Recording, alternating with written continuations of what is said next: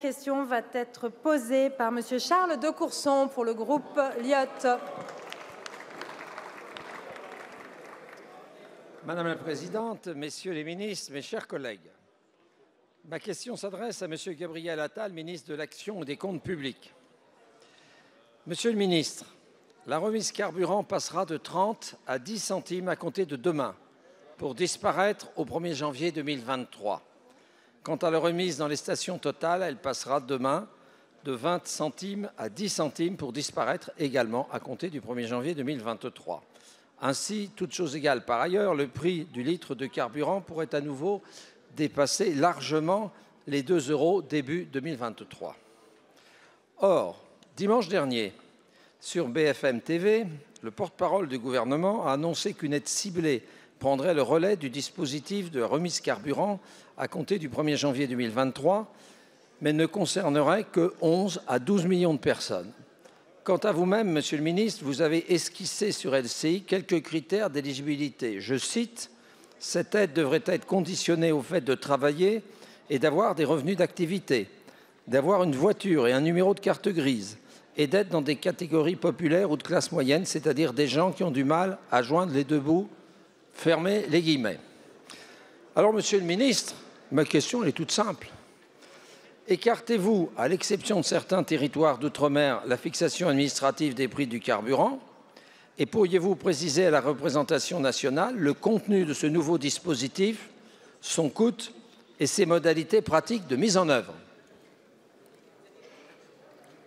Merci beaucoup, mon cher collègue. La parole est à Monsieur Gabriel Attal, ministre délégué chargé des Comptes publics. Merci Madame la Présidente, Mesdames et Messieurs les députés, Monsieur le député Charles de Courson. Depuis près d'un an, à la faveur d'abord de la reprise économique post-Covid, puis de la guerre en Ukraine, les prix du pétrole se sont envolés au niveau mondial et partout dans le monde, les prix de l'essence ont très fortement augmenté. Et dès le premier jour, nous avons fait le choix en France de protéger les Français, les automobilistes, face à cette augmentation des prix.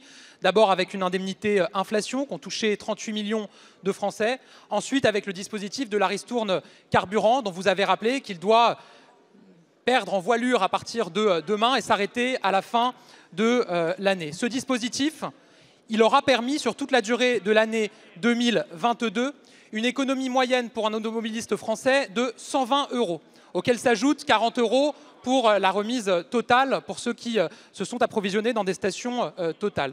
Nous avons assumé cette aide parce qu'il est nécessaire de protéger nos concitoyens. Mais nous l'avons toujours assumée avec franchise.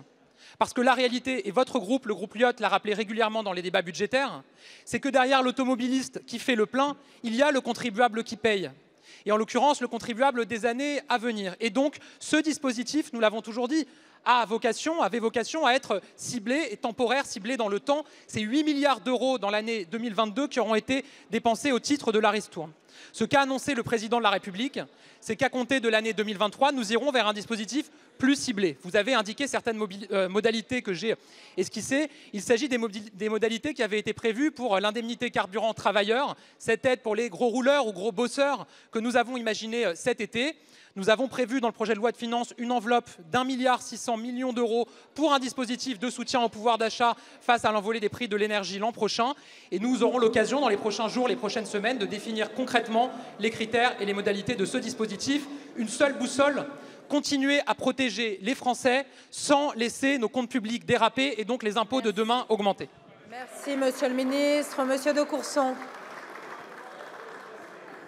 Monsieur le ministre, notre groupe Lyot, comme vous l'avez rappelé d'ailleurs, a toujours plaidé pour concentrer les aides sur nos concitoyens les plus en difficulté et de ne pas prendre des mesures générales qui ruinent les finances publiques.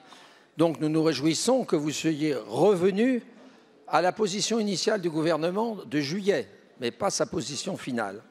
Cependant, vos éléments de réponse, Monsieur le ministre, manquent de clarté. Merci beaucoup. La question suivante va être posée